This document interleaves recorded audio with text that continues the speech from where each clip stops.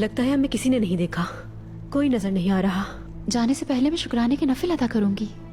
सुबह होते ही तुम लोग सफर पर निकल जाओ।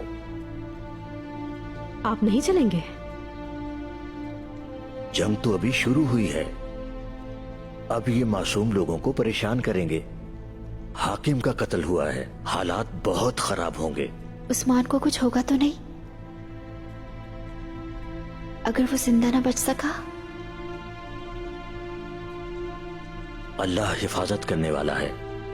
ये हमारी सादत है कि दुश्मनों के हाथ से हमें कीमती खजाना मिल गया और मुबारक हस्ती की अमानत हमारे हाथ में आ गई। शुक्र है।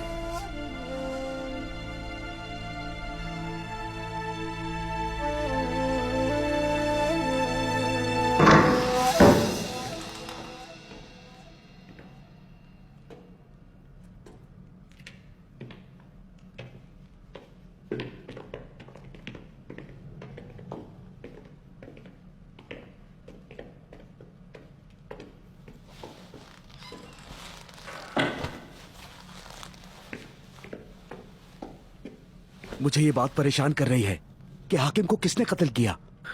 मैं अभी कुछ नहीं जानता, कुछ नहीं जानता, लेकिन एक बात साफ वाज़ है, उसका कत्ल किसी और ने नहीं, उसके अपने लोगों ने किया है।